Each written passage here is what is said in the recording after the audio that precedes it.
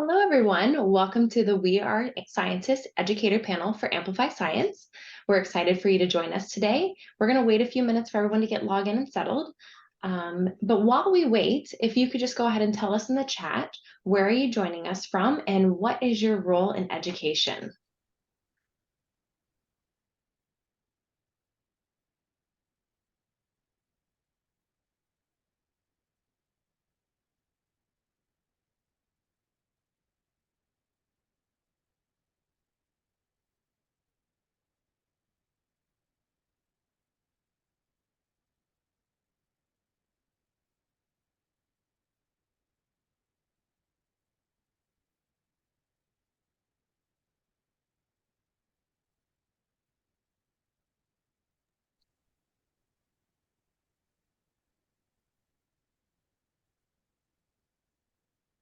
Looks like we have people joining us from all over. The chat is going crazy right now. Thank you so much. I still see a few people are joining. So as you can see also on the slide, we would love to know where are you joining us from and what is your role in education? I'm sure we have some friends on the call from our educators that are here joining us.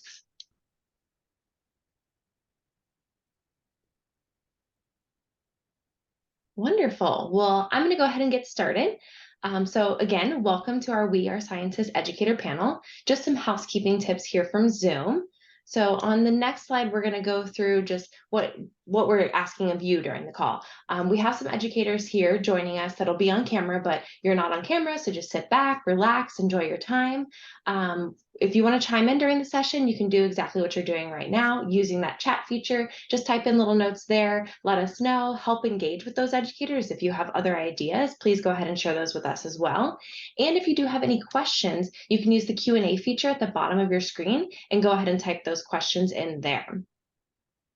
And then moving forward, I just want to say thank you so much for all the educators that are joining us here as attendees, also the ones that are here on our panel. My name is Chelsea Hawker, and I'm on the customer marketing team here at Amplify. However, for today's session, I'd love to introduce our session facilitator, Molly. So Molly, I'm going to hand this over to you. Perfect. Thank you, Chelsea. Hi, everyone. My name is Molly Catalano. I'm a STEM product specialist here at Amplify, and I'm very excited to be welcoming all of you and our educators on the panel today. I taught science for about 10 years here in Baltimore and find myself missing the education world, especially right now around back to school time. In my role, I get to talk about Amplify Science all day with teachers from all over the country. And you know those topics that get you really just excited and jazzed up? Well, this is it for me. STEM education, those light bulb moments, building relationships with students, all these things are right up my alley. So today is especially fun because we get to hear from teachers who are using Amplify Science in the classroom. So without further delay, I'd love to introduce these heroes with their hidden capes. And we're going to start with Miss Dessa Plants. Hi, so I am Dessa Plants. I am a 14-year educator in Calumet City, Illinois. This is my third year teaching science full-time, and it's our third year using Amplify Science in our district, and now I am our district lead for Amplify. Thanks for joining, Dessa. Thank you for having me again. Absolutely. Lisa. Oh, Lisa, you're on mute. It happens all the time, don't worry. I'm Lisa Valley. I teach 7th grade science using Amplify. This is my third year at Amplify. First year was just piloting the program. Last year was our first deep dive right into it. And this year, super excited to make it my own. I love it. Thanks for joining us, Lisa. Now we have Nicole joining us. Hey, Nicole. Hi, everyone. I'm Nicole Kodansky. I'm a 10th year science teacher in Brooklyn, New York. It's my third year teaching middle school and my third year using Amplify. It's been a little bit of a rocky ride with the pandemic, but now I feel like I have everything under my belt. So love using it. Yep. And hopefully we'll never have to go back to the dark ages again, right? We're just moving on to brighter days. Thanks for joining us, Nicole. Now, some of you may recognize Ryan. Ryan has been on several Amplify webinars before. Ryan, thanks for joining us for your third time today. Hi there, I'm Ryan Rudkin. I live and teach in El Dorado Hills. It's a little east of Sacramento on the way to beautiful South Lake Tahoe. This is my 18th year in the classroom and my 5th year with Amplify in 6th grade. And I'm a fan. I love it. And I love our Facebook group. Everyone gives and gets really good ideas. So I'm happy to be here again. Thank you so much. Yeah, thank you. Well, we should be saying thank you to you. Thanks for joining. Kevin, thanks for coming today, Kevin. Yeah, my name is Kevin Butters. I teach 5th grade in Grand Island, Nebraska. This is my 7th year teaching 5th grade and 7th year using Amplify. Been using it the whole time to the point where I can tell the kids what's on the slideshow behind me without even looking. So I'm glad to be here. I love that. That's the comfort zone that everyone wants, right? You're in a sweet spot. And then finally, we have Miss Brooke Teller joining us. Hi, everyone. I'm Brooke Teller, and after 21 years in the high school science classroom, I shifted into a district science coordinator role 6 years ago. And we were looking to provide our district with a high quality elementary science curriculum. And so this year is the first year that we're officially launching Amplify Science in our K-5 classrooms. I love this. And we'll be able to get more insight into what all of our teachers will be sharing their tips and tricks with us very soon. But I really appreciate everyone joining us today to share not only your time, but your expertise. And back to school time, like I mentioned, it is very homey for me, but it's really quite a special time because it gives all of us especially the teachers, the opportunity to really reflect on the last year. And just like a nice reset, you get a brand new start with a whole new crop of your future scientists. So the purpose of our webinar today, and we're very happy to share with you, we asked our educators who are on our panel to give their best advice for starting the school year strong, as well as how to really maintain that student interest and engagement all year long. So enough from me. We're going to hear from our teachers. And I'm just like we did in order. I'm going to start with Miss Dessa. Thank you. So one of my first tips is use the chat feature in Amplify if you need help, if you're just starting. I love that the chat feature during school hours is like a live person. So if you need to troubleshoot right then and there, you can troubleshoot right then and there. I use that a lot my first year. But just science teaching in general, engaging labs. I like the Amplify labs. Sometimes I add some of my own from years previous. But keeping those kids in that active experimenting and investigating situation, that's the best way to keep engagement in your science classroom. Now, have you noticed in your teachings just the difference when you're posing that phenomena for students? Have you noticed a difference in their engagement and how they've followed along throughout the unit? They get really attached to whatever that phenomena is. So right now we're in geology on Mars, and they are all in on whatever Perseverance is doing every day. And we talked about curiosity, and they really, really, really like tie into that. When we move into the plate motion unit, they are all about dinosaurs. They're like, can we watch Jurassic Park? I'll figure it out. But that really does help lock in that engagement because it's not just like a general idea, it's something specific. They have to solve that specific problem. So it's very helpful. Yeah, I always think of when you're traditionally talking about like a topic or teaching a topic, it's just a month or 30 days of generic facts, but it's like, where's the why? So I love that the phenomena really brings in that why for your students. But going back to that chat feature, I use the chat feature a lot on the Amplify platform as an employee. Dessa, what is a time, if you can recall, that the chat feature has really saved the day? I think it was a couple years ago, my first year, and it was before school. And I think it was the very first time I was using one of the Amplify platform assessments. And I didn't know you needed to unlock them first. So I was in full on panic mode. Oh my gosh, why can't they get in? I can get in, they can't get in. And so I went to the chat feature and they're like, go out to the unit page, unlock them all for the kids. You can turn on the headphones for them. And I was like, I felt so dumb. But the fact that they were right there in that instant, I didn't have to like pivot my whole plan. It just took me like an extra like 5-10 minutes. So that was a save. That was a save.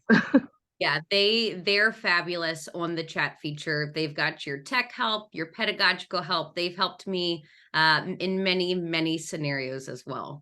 Well, Dessa, My can I add real fast something silly about the chat feature? My first year we had it. My students and I were arguing. There was a and I don't even remember because it was 5 years ago, 6 years ago. But one of the cartoon, there was like a task or an assignment, and it had like a little cartoon image, and the kids and I were arguing, what is it, a bean, is it a blob? And it was 8th grade, and so I sent a little chat like, oh, my students have a question on page 12, like what is that little man in the picture? So they help in all kind of aspects.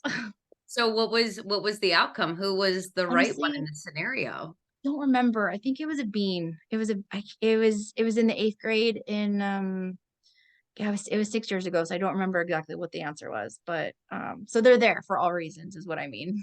Yes, and they're real people, which is so lovely. So it's nice to, ask how they're doing as they're assisting and saving the day. Dessa, what are you super excited for this school year? Now that you get your kind of fresh start for your school year, what are your intentions, or like what are you excited about for the school year? So this is my first year where the kids that I got have Amplify experience, because we don't have the K-5 curriculum in our district. We have we have 4th and 5th grade, I believe, but their schedule wasn't conducive to it. So getting a group of kids that had a full year of Amplify prior to me is seriously amazing. Like they know how to, manipulate the platform. They know what to do in the workbooks. I start the year off with a scavenger hunt and teaching kids how to use the platform, and these kids like already knew how to do it. And I'm like, this is really amazing. So I'm super excited to take these experienced kids and, move past and really see what I can get out of them compared to last year's. Yeah, I imagine that you'll be able to not cut corners, but they'll be more in tune with just the click path or how things are working. So it'll save you time as well. They know how to find the simulations. Like that's amazing. Say less. That's perfect. Well, Dessa, we really appreciate you coming on. Do you have any general advice for our audience today? Maybe just one tip or trick that doesn't need to be involved with Amplify, maybe something that has saved you time over the years with your back to school seasons? Find the relevance. So take the topic you're teaching and find something that is current events. Sometimes like with Amplify and Geology on Mars, it's curiosity. Well, curiosity is no longer. So find that relevance so they can look up things in real time, in real life, and connect it to their interests. So one of the kids, heard we were listening to Perseverance on Mars, and he's like, it's like R2-D2. It sounds like Star Wars, and make those connections. You can tell I like Star Wars as well, but just dig into their interests, and it will make class, it's just great. Yeah, it makes things definitely easier, but when you can relate it to something that they are very, very excited about in their everyday life, you've won them over, right? Yeah. That's where the hook, line, and sinker comes in. Absolutely. And then they're your favorite students, then you're my favorite class. And it makes coming to work that much more golden. Yeah, and then they'll bring you a baby Mandalorian or a baby Yoda for your class. This one right here is a new gift. Well, maybe I'll be finding one and sending it your way. Oh, thank you. Well, thank you for your tips and tricks, Miss Dessa. I'm going to put the spotlight on Miss Nicole. Hey, Nicole. Hey, everyone. So one of the things that I hear a lot is that teachers want to spend many weeks going over safety, like just teaching the kids how to function. And I think you should not do that. You should just start the curriculum right away, infuse the safety, obviously, into the lessons. Don't do anything too crazy. And just like get to know your students as you're teaching, right? Like, even if it means like there are times that I'll end my lesson just like a few minutes earlier, just to have those few moments to walk around and say, hey, how are you? How are you liking this new school year? I hear kids get bored all the time. They come to me complaining, oh, Miss So-and-so still has us going over rules. And they're hungry to learn, and they need that. And so like, I just feel like we need to jump right in, right? And there's no reason to start with the biggest, craziest demo. I love Bill Nye, it's great. But if you start out with that also being like your biggest thing the first day, it kind of sets the bar in the wrong place, right? Because we want them to know science is not just explosions, it's everything. It's reading, it's researching, it's analyzing. I mean, I love Mark Rober, but sometimes he makes our job a little hard because they expect that. So I want to like dive in early on. And speaking of like the reading aspect, I would say like the next tip is just to be ready to pivot. I get like a variety of readers, and I'm a firm believer that every teacher is a reading teacher, regardless of your subject.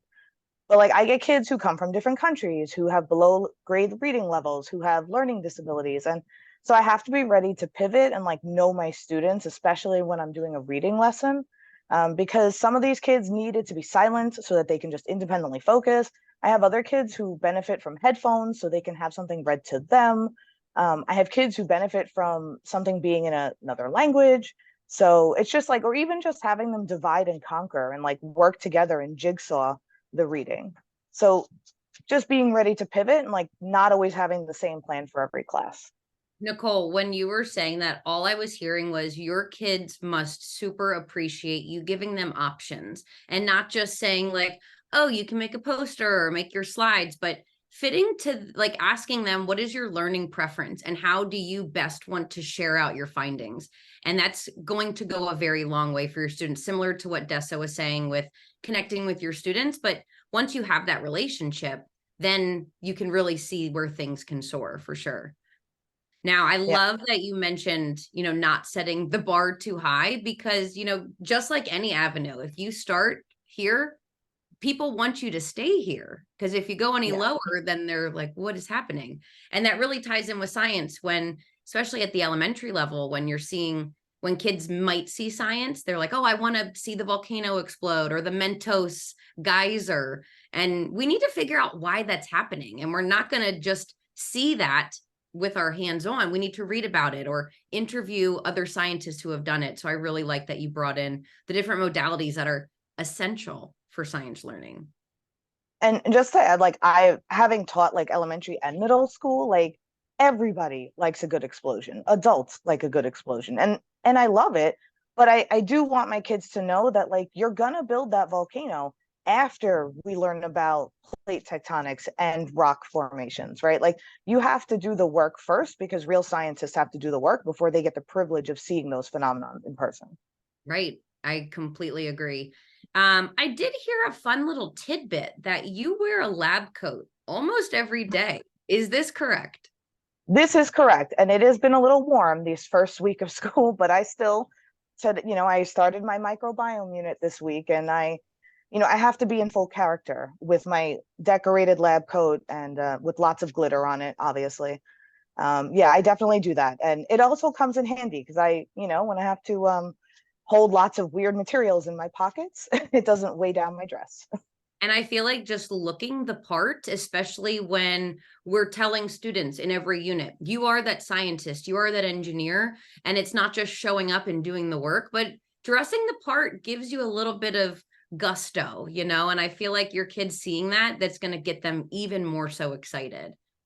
Yeah, we also have a skeleton who dresses for each unit with us, so I need you to send me photos of the skeleton. I definitely will. That is fabulous.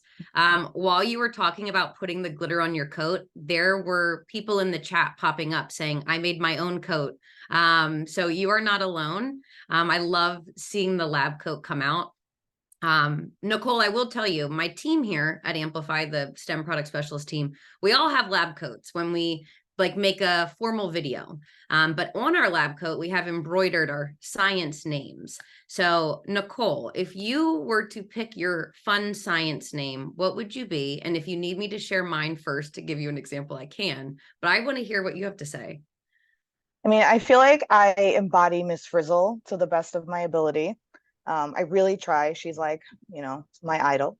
A little bit of Bill Nye here and there, but definitely would be Miss Frizzle if I could. I love that. I have used her for Halloween a few times. That is, Nicole Frizzle has a fabulous ring to it. You should see the people in the chat talking about the lab coats. You are sparking something really lovely here. We should all share our lab coat photos on the Facebook group for sure. Yes, I would love a thread. Maybe I'll start that tonight, a thread for everyone in their lab coats. I feel like that would be so much fun to see everyone nationwide lab coating it up. Nicole, what are you super excited about for this new school year?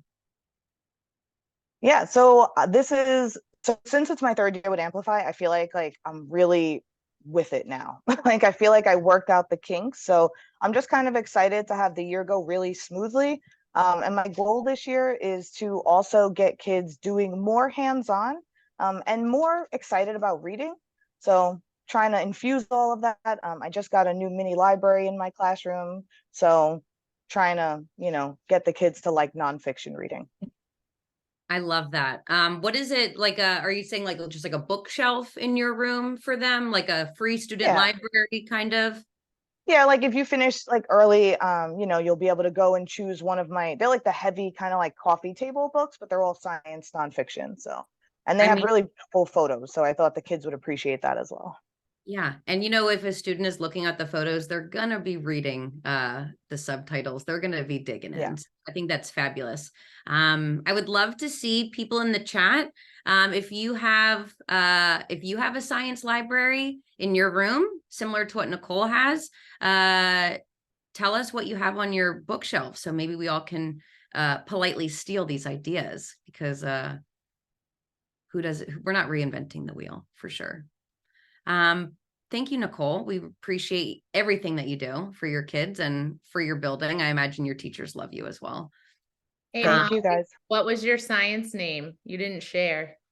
I am Molly Kuehl, which is it's not far off. It was a very easy one to think of, but it'll stick with me. So if you want to call me that from now on, I won't mind.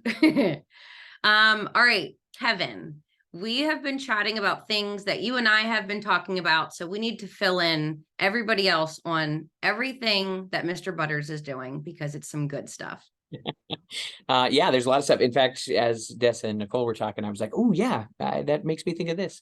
Why can't we just start by blowing something up, and that'd be the first day of school? Why not? That'd get them excited. So I teach fifth grade, and this is, like I said, my 7th year teaching Amplify. So my kids definitely come to me with information already. They know the process, they know the curriculum, they know how things work. So it's actually kind of a double-edged sword, because I get a lot of kids who come in. Our first unit is Earth and Sky, talking about stars and sun. Why is the sun up sometimes but not other times?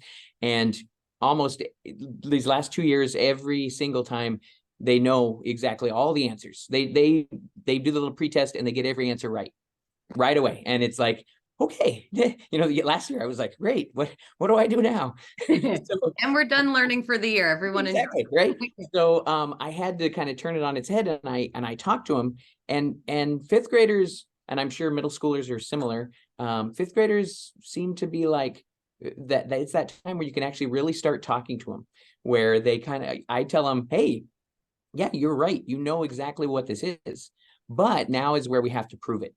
And that's where we move away from, I guess, kind of the DCIs that we're doing to the SEPs, where you're really like, how are you going to show somebody that that's why the sun is up? Or how, you can say whatever you want, but what are you going to use to back that up? And they usually take that pretty well. They usually think, oh, now I feel a little more grown up. I feel like I'm not just trying to figure something out that everybody else in the world knows. I'm trying to show them what I've learned over the course of, the 5 years I've been learning science. And I feel like it's so important that you touched on those SEPs, because we want to know the how. How are we going to show this? How are we learning this? How do I share out this information?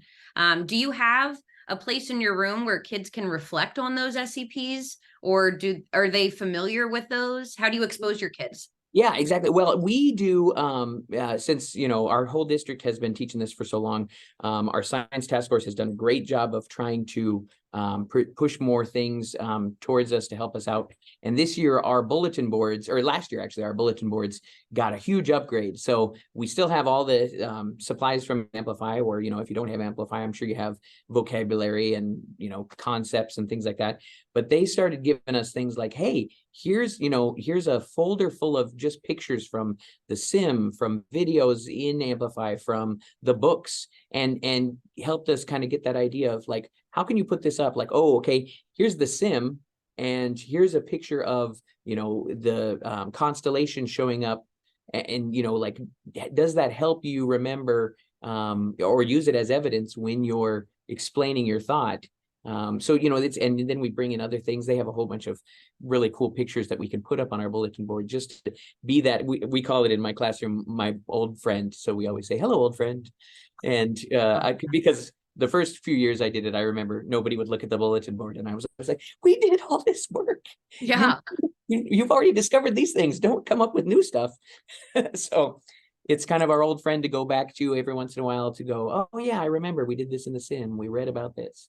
Yeah. Well, especially in 5th grade, I imagine that your kids have so much that they're doing every single day in terms of other subjects and walking to art, or just everything that's happening at recess. So to click back and say, okay, now it's science time, to have your old trusty friend there to jog their memory. I mean, I imagine not just your kids, but everybody on this call loves to have their memory jogged in a non-invasive way.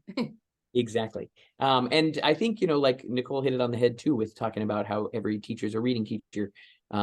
I kind of benefit, since I do teach the reading, and I do teach math, and I do teach that I'll pull that stuff in all the time. I'll always be talking about how, oh yeah, well, let's use this reading technique we learned in reading to think as you read and make pictures in your head as we're reading the science book. And so it does help. And then I can make connections when we're in math and we're talking about decimals, and I go, hey, we just talked about how many light years away the sun is, and that's not a whole number, it's a decimal, and so I can throw all those things in to help out. And I would, that's the kind of thing I would give a tip to the middle school teachers, maybe, is go talk to those math teachers, those other teachers, and say, hey, what do you do when you're reading a book, or when you're, how do you present this? And just to give that extra tidbit. So yeah, I feel like the more we can show our students that learning isn't done in silos, it's not how it's done in the real world, the better. So yes, we're going to talk about math and science together. And yes, we're in science, but we're going to be reading, and it's not crazy because scientists read too. Right. Kevin, do you ever have your students bring in current events for your old friend, the bulletin board? I haven't, but now I want to. I feel like that's tying in with what Dessa was saying, making the current events. Now, Dessa, I'm going to bringing you back in. Dessa, do you have your kids bring in like current events, or if you hear something that's happening, share it within our unit? How do you do that? So I do that. I offer, we email back and forth about it, and then I give them the opportunity, if they want to present what's happening and something that interests them, I do offer extra credit for that presentation. But usually, for right now, it's a lot of my quieter kids that like to bring that back and like, hey, did you see this was in the news? So I try and give them that safety of just communicating with me first. And then I have a bulletin board that I will post up some of their stuff that they find. And I had a kid that brought in a shark tooth that was fossilized. So he wanted to show it just to his class. So we did that. I think that's fabulous that you're allowing those students who may be reluctant to share whole group, they still get to feel like they have that seat at the science table. And I really applaud you letting them shine in that way. This is a safe space for everybody. This is the way. This is the way. Kevin, what is your science name? We got to know. Right. Now you put me on the spot. I don't know. Probably I'd have to think of an old scientist, and I would go with an old scientist's name, probably like Pasteur or something like that. That just feels like that would be the right science name. So give me a bit, and I'll think about it, and maybe I'll shoot an email to you. Yeah, I'll circle back to you for sure. Right. I won't sleep until I know Kevin's real science name. Right, exactly. Well, I want to, before we head out of our chat, mine and yours, Kev. Sorry, I just called you Kev. That's just where we are now. You said that this is not your first year with Amplify. This is year 7, correct? Mhm. So how do you keep things fresh? Well, it's I do like you were talking about the phenomenon. I really think if you can sell it, the kids love it. I mean, if you go in and go, yeah, here's an artifact, blah blah, yeah, it lays flat. But if you can sell it and be like, oh, cool, they found this thing. Here's some other artifacts, or whatever your phenomenon is, that you're investigating. Like we said, the kids really want to learn and they want to figure things out. And so if you look like you want to figure it out too, it helps out. I always get the one kid who goes, is this thing real? And I'm like, okay, no, it's not real, but it could be real. I mean, this could Don't be a tell thing. anyone. Yes, exactly. But that kind of helps that. And for myself, I always will try and find things that usually it's the kids will bring up something that will make me think, oh yeah, let's do that. Let's look this up on the internet. Let's go figure out what this is. Let's make this. I had one year where kids were talking about, we were doing physical and chemical changes, and one of them, I think it came to the idea of making biscuits and whether that was a chemical change or not. And we let's make them. And so I made some biscuits and some soup, and we made some dumplings basically. So it was, and they loved it. Yeah, So. I love that. And I didn't even get to eat the biscuits. Exactly. I love it. Oh, that's fabulous. Kevin, I really appreciate you coming today, sharing your expertise. And I hope that year 7 is just as great as years 1 through 6. Awesome. Thank you so much. Yeah. I'm going to pass this over to Ryan. Ryan has been on several Amplify webinars before. So this is not her first rodeo. So I'm very excited that you're back on the World Wide Web to share your expertise with us today. Hey there again. Thank you for having me. I'm so happy to be here. I see all the people logging in, and I've been in the classroom for 18 years, and I love to excuse me.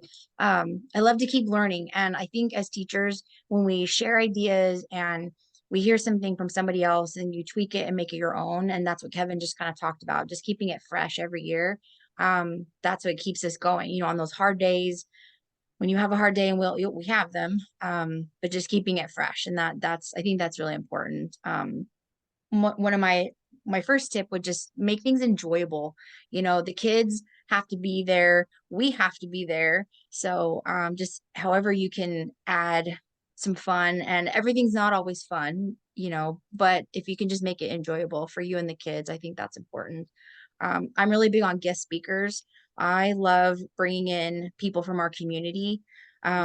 Usually at back to school night, I'll solicit, do you have anything in your career, your hobbies? Do you have a grandparent that used to be in something that can contribute to our class? I think that's really important to add, and makes connections to what we're teaching the students, to real life. When I taught physics before, I would call our local California Highway Patrol, and they would come in with radar and LiDAR guns, and we would just run, skip, and jump in the parking lot, and the kids would calculate their speed, and then they would verify it with the radar and LiDAR guns. And just something so small, but just connection to the real world. I think it just makes it more enjoyable for the kids, and it gets them to ask questions and want to know more, which is what we hope that they'll do. So I think that's really important. What I think that it's awesome to have that community connection. I feel like so often that's a big piece that's lacking in the school that you're working in sometimes. But it really is that great exposure to STEM careers for your students. It's like, yes, I am your teacher. I'm going to tell you about a bunch of STEM careers, but you might only listen to a fraction of what I say. But if our guest speaker comes in, it's now the spotlight. But who else have you had come? Like, do you have any other examples that you're willing to share with us? Any other guest speakers?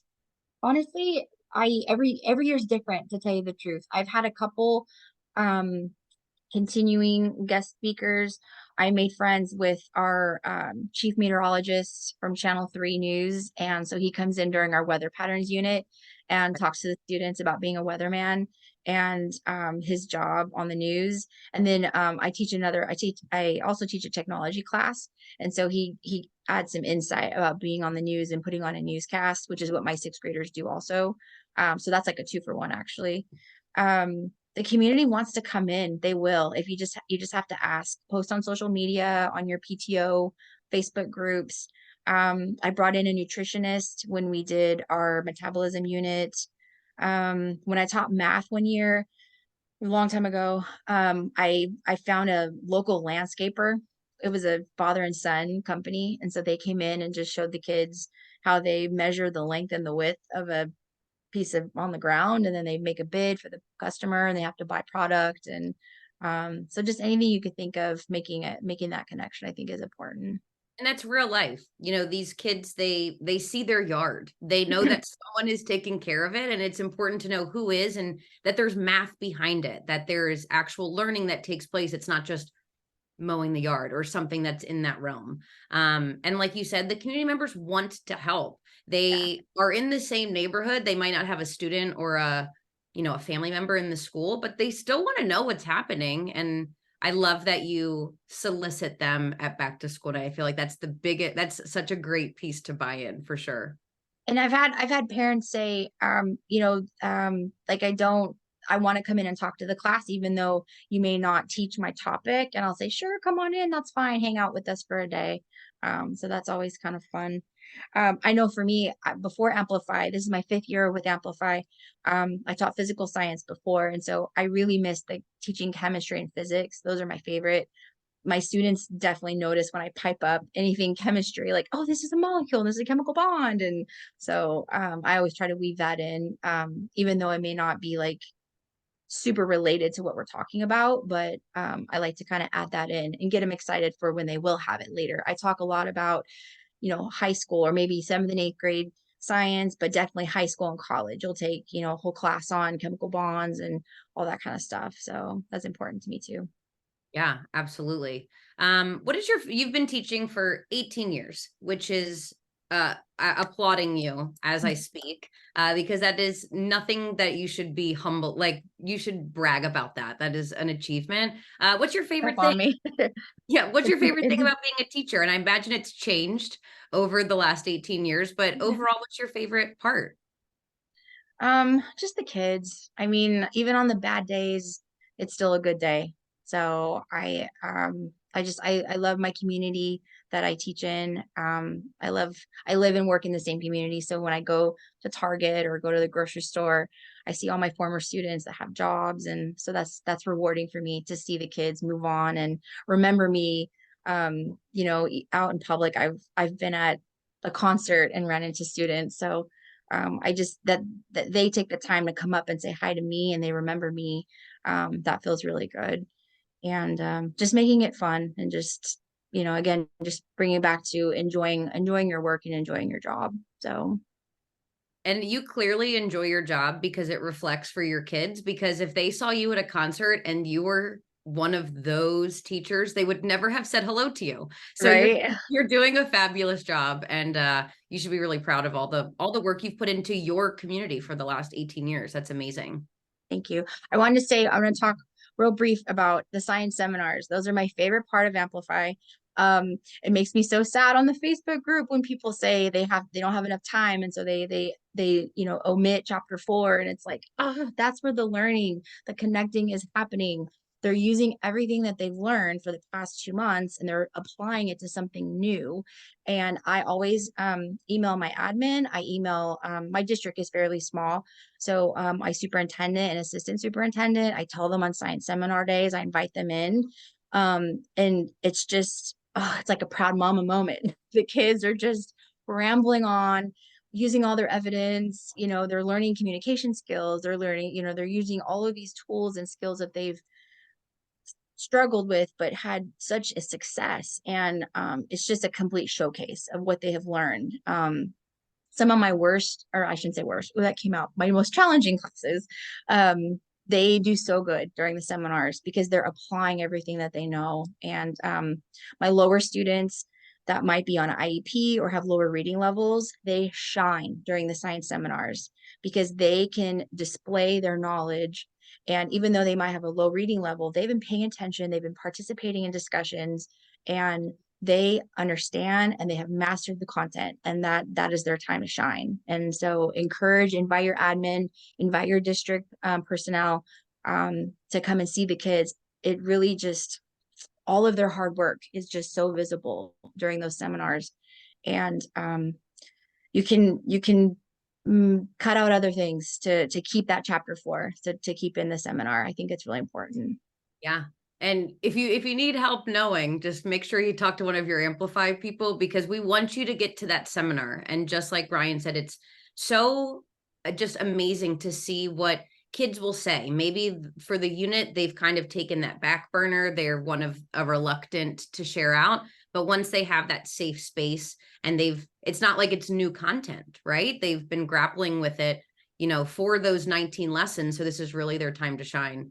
Ryan, someone wrote in the chat, it's really important once you've taught your students like how to speak and explain like a scientist, then that's their vocabulary, that's their vernacular, that's how they're going to come to the table. And I think that's super impressive.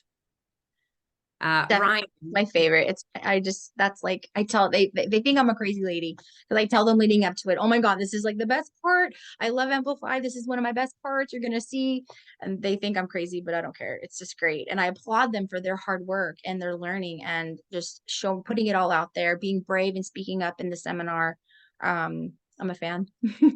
I will ask you, how do you navigate when you have students in that science seminar and when they are refuting what someone else might say? How do you have them say that in a positive manner?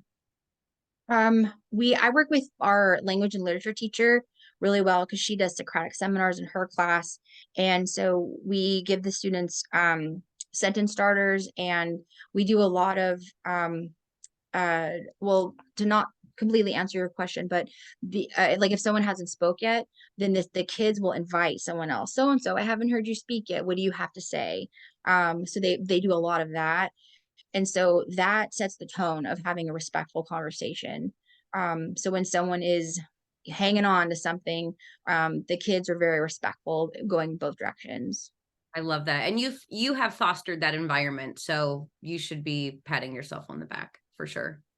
And yeah, for everyone on the call, don't be afraid to put up sentence starters in your room. Even if you're teaching middle school and your kids, you don't have to tell them to use them, but if they're up there, they're going to use them. It's just going to help with their writing, help with them explaining themselves, but it just goes a long way. So I really love that you brought that up too. Ryan, thank you so much. And your scientist name, we have to end on this note. Thank you. Thank you again. Oh, my scientist name. I don't know. I don't have one. I have a lab coat with just my name on it. I don't know. I'm kind of a combination of a lot of scientists. Probably the mad scientist the most. I have to think about that. I'll have to ask, maybe I'll ask my students, pull the room, have them come up with something. They can give me my name. That is so fab. They're gonna love that. Yeah, that'll be fun. Awesome. Now I saw Brooke shaking her head for having kids say their science name. So she completely agrees. So you have to do this. But Brooke, thank you so much for joining us. Brooke is joining us from Portland, Maine. We're very excited for you to be here. Thanks. I'm excited to be here. I don't have a science name, but I am a huge fangirl of Marie Curie. So if you were to see behind my desk when I'm at the office, I have a lot of Marie Curie dolls and such. And so it might have something to do, but I too have a decorated lab coat, especially as a high school chemistry teacher. Definitely have that lab coat going. I love that.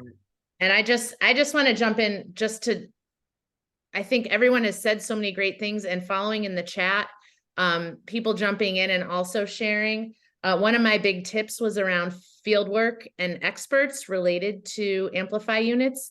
Our district, this is the first year that we are rolling out K-5 units, and each of our schools, the elementary schools, has a 5-year implementation plan. So we're a little bit staggered in how that's all happening, but we have recommendations for fieldwork that students could go on. And my background in high school was last in an expeditionary learning school. So that model of having rigor and relevance and real world application, and making sure students are getting out there and not just passively experiencing something, but doing work on their field trips that then can be taken back into the classroom and linked to their curriculum.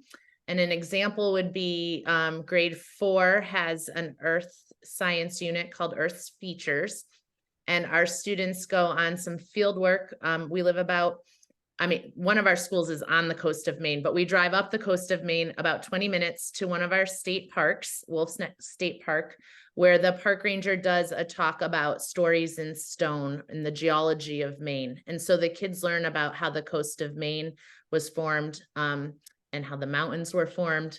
And so they can relate what they're seeing firsthand to what they learn in their unit. So I think a big tip would be the connection to experts and field work that we were hearing about.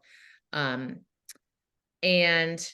another example would be the Modeling Matter unit in 5th grade has students making salad dressing. So of course, bringing in some local chefs.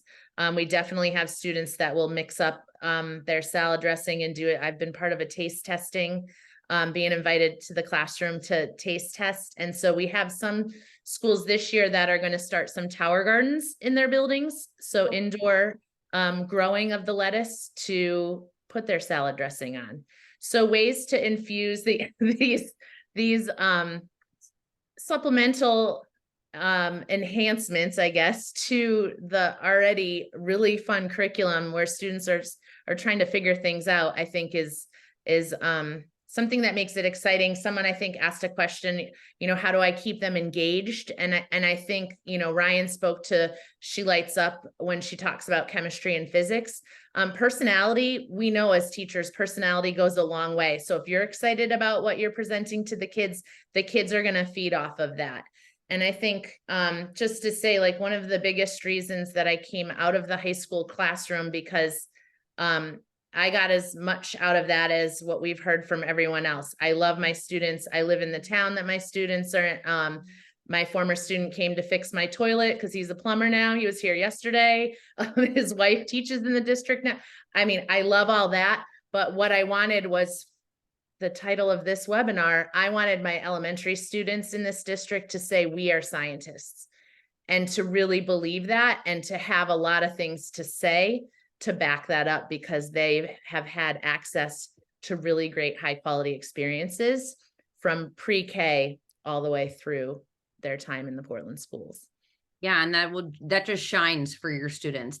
You can see the difference once they've had, yes, of course, high quality instructional materials, but having these great experiences like you talked about. When kids see, yes, our 4th grade Earth's Features unit might be my favorite unit, but that can be kind of dry. Kids might not find the relevance of, a coastline and how it got there.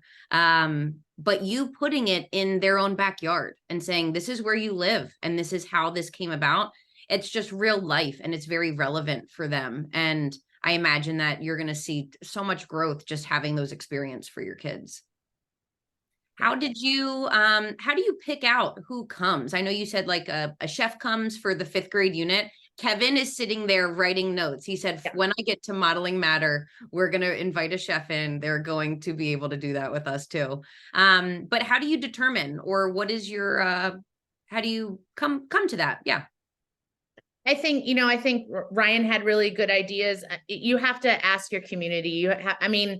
If you live in the community, you probably already have some contacts and know, but you also, I'm not in one building anymore, but I have access to all of our elementary teachers and could be like, hey, and if you related to Noe would, have a chef that might want to come in. And so I happen to know someone who works for Hannaford, which is like Stop and Shop, or I don't know what the different Shop and Save, different grocery store chains are around the country. But one of the big ones in Maine is Hannaford, and I know someone who develops their recipes. So clearly thinking about taste and what you might put it for spices and things, like she would be a great person to come in. I know that students being able to grow hydroponically. So then figuring out we have an organization called Cultivating Community. So maybe that local organization would be connected to growers who are growing hydroponically legal substances that our students then could know more about. And so, you know, it takes a little bit of legwork, but once you figure out who those folks are, you know, I've found that most people are more than happy to come in and chat. And then I think about the fact I have 30 classrooms, let's say at the 5th grade level, that might want to have the same chef. And so then it's about having them zoom in and recording it. So then you have a recording of that. I have an expert on pollinators that has done a session for us. And we recorded it in a way that, like, if you pause, the students can answer her, but she's not actually hearing that. Like, we planned the video in such a way that the students feel like they're interacting with the her. pollinator Bill Nye, right? Like, that is so special for your kids, and that's so resourceful of you, because now you have that video for years to come. So that's very smart as well. Good job. I feel like you are giving such expertise to people on the call. They're like, yeah, I know someone. I know a guy, right? That's what we all say. I got a guy. I got someone who could do that. Brooke, before we leave our chat, what inspires you? So now that you're out a little bit removed from the classroom, what inspires you still in the education world with all of the changes that have happened in the recent years? What is true to Brooke? I think, you know, you talked about light bulb moments, and I think if you've been a teacher in the classroom and you've seen enough of those, that's your drug. Like, you want to see more of that. You want to help other students have those moments. And it feels one way in the high school classroom, and it feels completely different with elementary students. And there is this innocence and wonder in the younger students where they're just like amazed by everything and then want to figure it out. And I want to be part of that. So I'm not at the high school level, but I get to help those younger students in our district figure those things out. And I would just add, like, another idea for the classroom. We were able to purchase dissecting scopes so that all our 2nd grade classrooms, so that they could set up like a table of wonder. So if a student brought something in from outside or wanted to look at, you know, like a pine cone or a leaf, and to get a closer look, not necessarily Amplify related, but just science and wonder related. If you can get a grant to do that, the microscopic world is super amazing and awe-inspiring to especially our youngest learners. So that's just another idea that I had. I love that. You know, we're all about, you know, inquiry. We want to figure things out. We, similar to a Miss Frizzle, make mistakes and get messy. And what better way than to dive into what's in my backyard? Thank you, Brooke, for joining us. Best of luck this school year. And last but absolutely not least, we have Lisa joining us. Hi, Lisa. Hi. So please fill us in. What is making your life easy? And I know that we've been sharing a lot of great ideas, but what do you have to share with our lovely audience today? Being the 2nd year of fully in Amplify, I feel a lot more at ease this year. Going through the whole program, I went day by day and kind of didn't deviate at all last year, just so that I could learn the program, see where I was kind of driving to the finish line. And this year, I've really made it my own. Like even we started with geology on Mars, and that is, I love deep space exploration. Like, it's just like my jam, and I just think it's so amazing. And so I had my door decorated, and I had like the one poster that I got from Amplify that says "We Are Scientists." I cut it all up and I put it like the pieces there, and then I have like a big poster that says "Welcome, Planetary Geologists." So when they walk in the room, they know, you know, what the expectation is. I love the opening video for that unit, and I tell the kids, I'm like, this is like this is what real scientists do. And I love how Amplify just showcases that, and how, like, I just can get the kids so excited about science through that program. And sometimes the kids are like, well, why do we have to read so much? And why don't we do this? I'm like, well, even if you were an astronaut, you would only be spending about 10% of your career in a spaceship. the rest of your career, you're reading articles, you're talking with your scientific community, you're collaborating with other scientists, you're doing in-house simulations. And I said, we are doing what real scientists do. Like, this program is designed to put you in the seat of a real scientist. So I really enjoy that part of it. And I am looking forward to adding more hands-on things into the program, just to keep the kids really engaged. I also love the simulations. I love watching the kids do the simulations, because they're working in pairs. I can see them like pointing to the other person's computer screen, and they really do enjoy those simulations. And it's so nice to have, like, we can't, and if I say Miss Frizzle one more time, please boot me off this webinar, but we can't Miss Frizzle into the body, right? And so those abstract concepts that we're teaching kind of get lost on kids. So if we can put them in that virtual simulation, and especially multiple times within that unit, it's really wealthy there. Oh, for sure, for sure. And I think I saw it on the Facebook page that someone posted something about doing a weather report of Mars. And I'm like, oh my gosh, that would be so great when we start the weather unit to kind of go back in time and say, like, hey, we've learned all this stuff. I wonder what the weather's like on Mars. Remember when we learned about Mars in September? Like, I don't know, there's just like so many things that you can kind of circle back to when you even go from unit to unit. And I love the one with the dinosaurs, like the plate motion, and with the Mesosaurus fossils. I don't know, I love the phenomenons in there. That's kind of what keeps me going. And last year I did, after the metabolism unit, we did the EI unit where they designed the nutrition bar. And we went fast. Like, I did it day by day. Like, we got it, because I did it right at the end of the year, because we do portfolio assessments. So I didn't really have to do all that cramming for a final exam, because they had already finished their portfolio throughout the year.